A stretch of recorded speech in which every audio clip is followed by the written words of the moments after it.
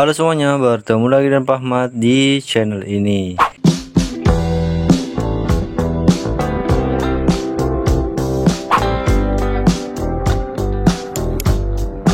video pada kali ini kita akan membahas tentang 5 perjanjian dalam mempertahankan kemerdekaan Indonesia.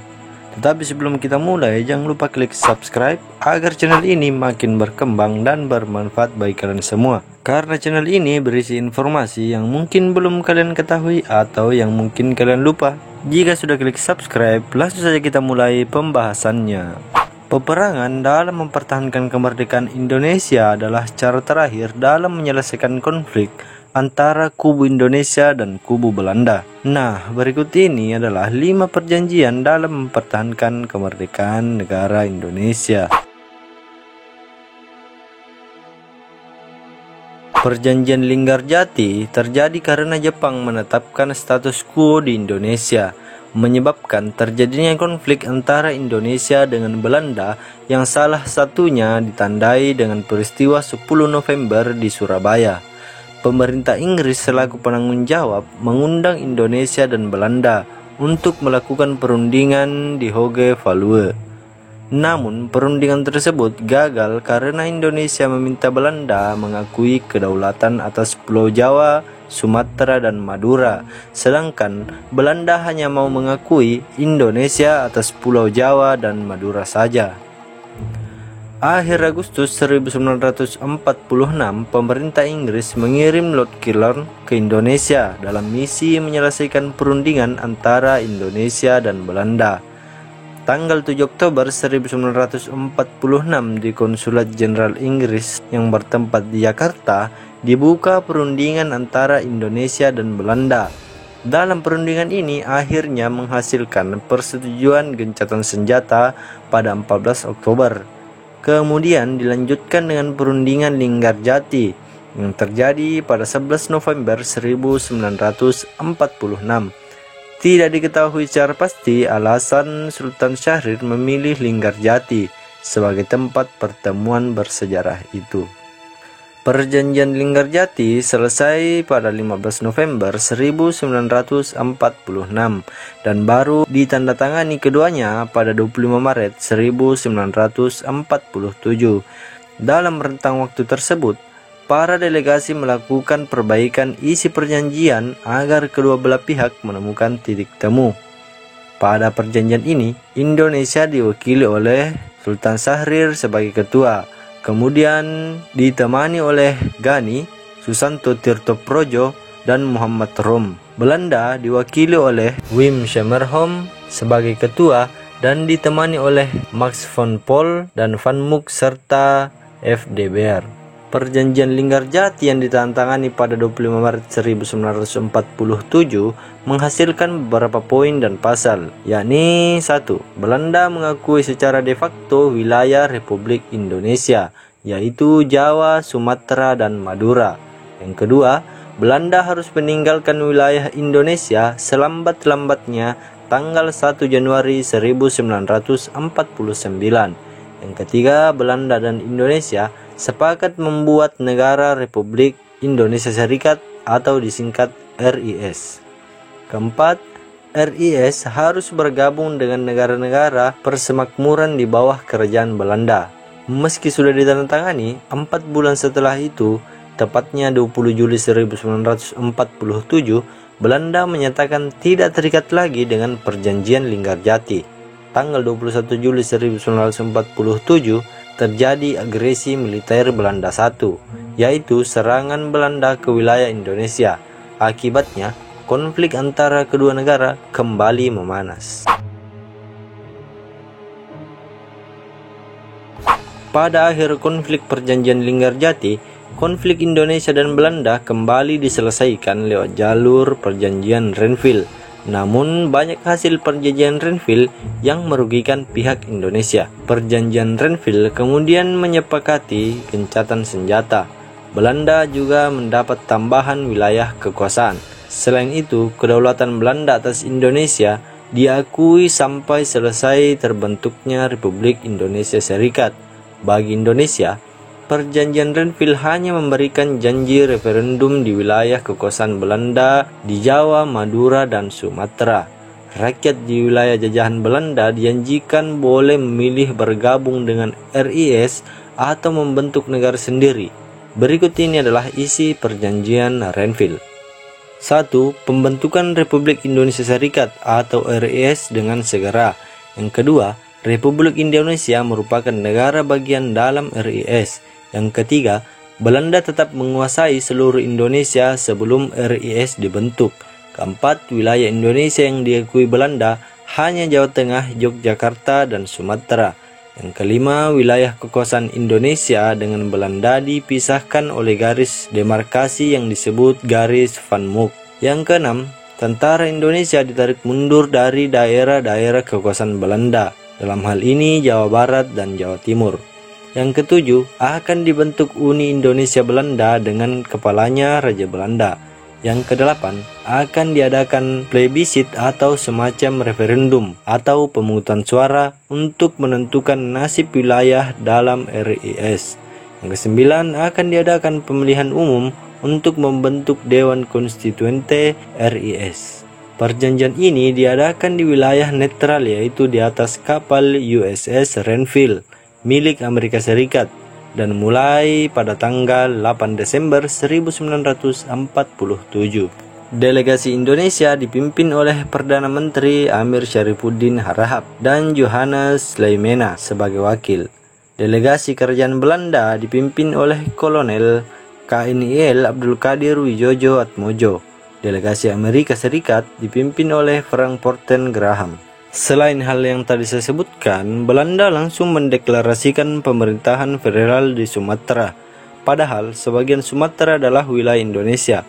Pada akhirnya, Belanda yang sudah diuntungkan dengan Perjanjian Renville malah mengingkari perjanjian ini.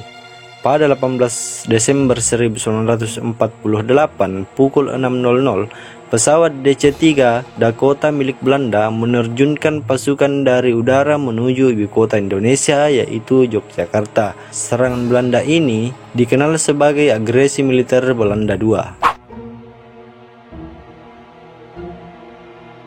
Perjanjian Rome-Royjen adalah sebuah perjanjian antara Indonesia dengan Belanda yang dimulai pada tanggal 14 April 1949 dan akhirnya ditandatangani pada tanggal 7 Mei 1949 di Hotel des Indes, Jakarta. Namanya diambil dari kedua pemimpin delegasi, Muhammad Rom dan Herman van Royjen. Maksud pertemuan ini adalah menyelesaikan beberapa masalah mengenai kemerdekaan Indonesia sebelum konferensi meja bundar di Den Haag, Belanda. Perjanjian ini sangat alot hingga memerlukan kehadiran Muhammad Hatta dari pengasingan di Bangka dan juga Sri Sultan Hamengkubuwono IX dari Yogyakarta untuk mempertegas sikapnya terhadap pemerintahan Republik Indonesia di Yogyakarta, di mana Sultan Hamengkubuwono IX mengatakan Yogyakarta adalah Republik Indonesia. Hasil pertemuan ini adalah yang pertama, Angkatan Bersenjata Indonesia akan menghentikan semua aktivitas gerilya. Yang kedua, pemerintah Indonesia akan menghadiri konferensi meja bundar. Dan yang ketiga, pemerintah Republik Indonesia dikembalikan ke Yogyakarta. Yang keempat, Angkatan Bersenjata Belanda akan menghentikan semua operasi militer dan membebaskan semua tawanan perang. Pada tanggal 22 Juni, sebuah pertemuan lain diadakan dan menghasilkan keputusan sebagai berikut. Yang pertama, kedaulatan akan diserahkan kepada Indonesia secara utuh tanpa syarat, sesuai Perjanjian Renville pada tahun 1948. Yang kedua, Belanda dan Indonesia akan mendirikan sebuah persekutuan dengan dasar sukarela dan bersamaan hak. Yang ketiga, Hindia Belanda akan menyerahkan semua hak kekuasaan dan kewajiban kepada Indonesia. Terdapat banyak dampak perjanjian Rome-Royjen pada keadaan Indonesia. Isi perjanjian Rome-Royjen termasuk pembebasan tahanan politik hingga Soekarno dan Hatta kembali ke Yogyakarta setelah diasingkan. Yogyakarta juga menjadi ibu kota sementara dari Indonesia. Terjadi juga penyerahan mandat dari Syafruddin Prawiranegara sebagai Presiden PDRI atau Pemerintah Darurat Republik Indonesia kembali ke Insinyur Soekarno. Yang paling mencolok adalah adanya gencatan senjata antara Belanda dan Indonesia. Perundingan Romroijan pun berujung dengan dilaksanakannya konferensi meja bundar di Den Haag, Belanda, yang menyelesaikan permasalahan antara Indonesia dan Belanda.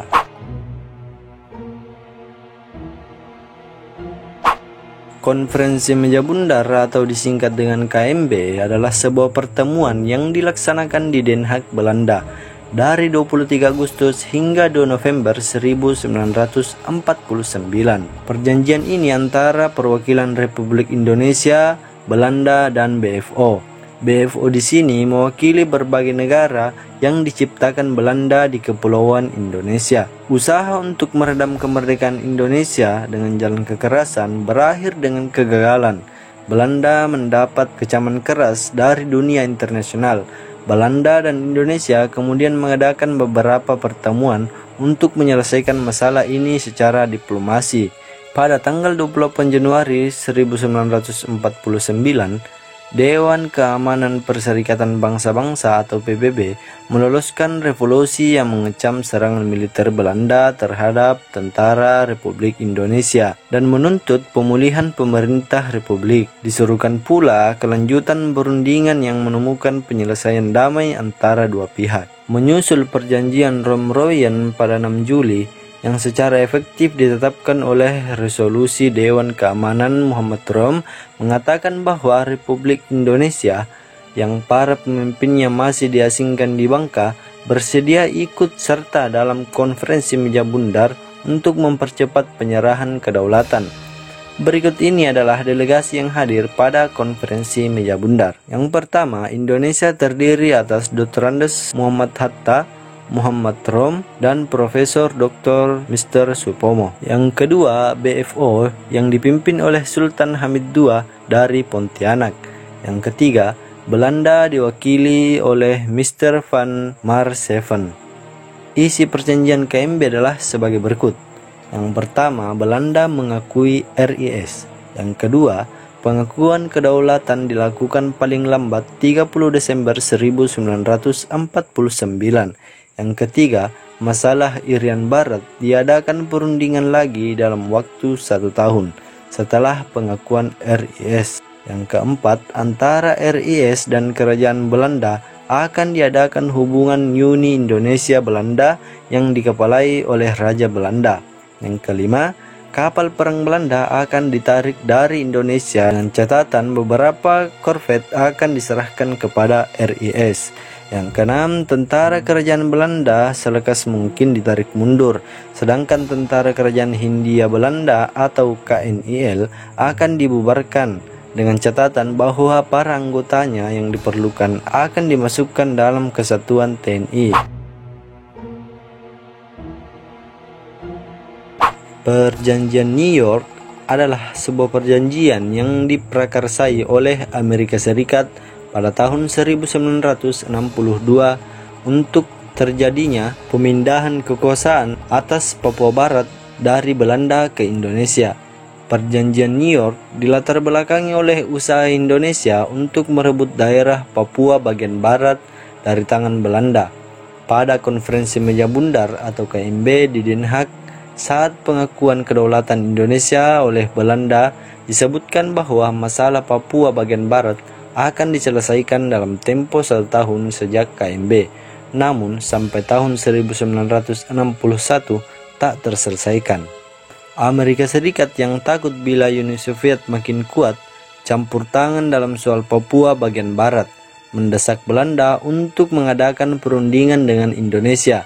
Delegasi Indonesia dipimpin oleh Adam Malik dan Belanda oleh Dr. Van Roijen, sedangkan Eban Kerr dari Amerika Serikat menjadi perantaranya.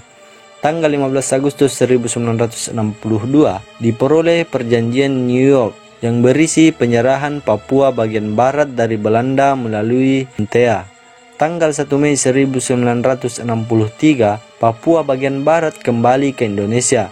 kedudukan Papua bagian barat menjadi lebih pasti setelah diadakan penentuan pendapatan rakyat atau PAPERA tahun 1969. Rakyat Papua bagian barat memilih tetap dalam lingkungan RI. Nah, itu adalah tadi 5 perjanjian dalam mempertahankan keutuhan negara Republik Indonesia. Kita sebagai warga negara yang baik sebaiknya mempertahankan negara Indonesia yang telah susah payah dipertahankan oleh para pahlawan kita. Nah, sekian dulu video pada kali ini. Jangan lupa klik subscribe agar channel ini makin berkembang dan bermanfaat bagi kalian semua. Saya akhiri video ini dengan ucapan terima kasih.